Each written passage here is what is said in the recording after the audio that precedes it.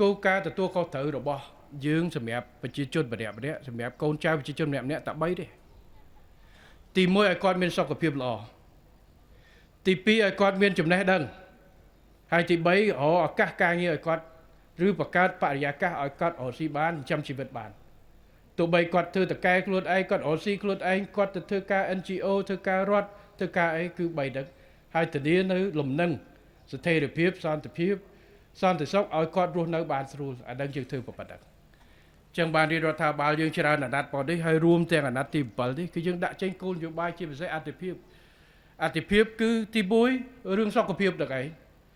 យើងពង្រឹងមូលដ្ឋានសុខាភិបាលយើងបង្កើតកម្មវិធីជួយផ្សេងប្រជាពលរដ្ឋក្រីក្រដែលអត់លទ្ធភាពយើងមានបានសម្បត្តិរដ្ឋចេញលុយថវិកាជួយជារដ្ឋដែលមានលំបាកមន្ត្រីរាជការយើងរៀបចំបសសជួយបាទគ្រោះថ្នាក់ការងារគ្រោះថ្នាក់ថែទាំសុខភាពអីសម្រាប់កម្មការនេះយើងរៀបចំវគ្គបណ្ដុះបណ្ដាលឲ្យ1.5 លាននាក់អាហារូបករណ៍សម្រាប់កូនចៅប្រជាពលរដ្ឋដែលចង់រៀនពីមុនគឺយើងមានវគ្គបន្តដែលផ្ដល់ឲ្យដែរបាទសម្រាប់ប្រជាពលរដ្ឋមន្ត្រីរាជការឬមួយអីដែលចង់ហើយដោយតាមក្រសួងស្ថាប័នក៏ពង្រឹងនៅក្នុងការពង្រឹងមន្ត្រីតាមរយៈការបណ្ដុះបណ្ដាលផ្សេង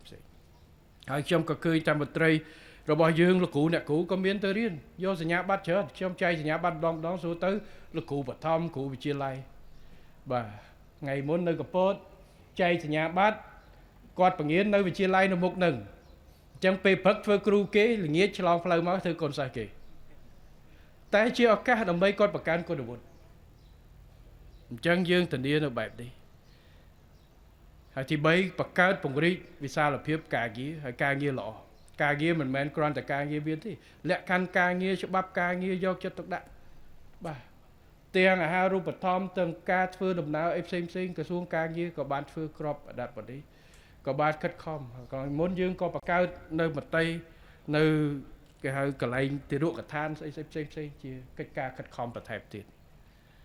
បាទនេះគឺជាអ្វីដែលសំខាន់សម្រាប់ការអប់រំរបស់យើង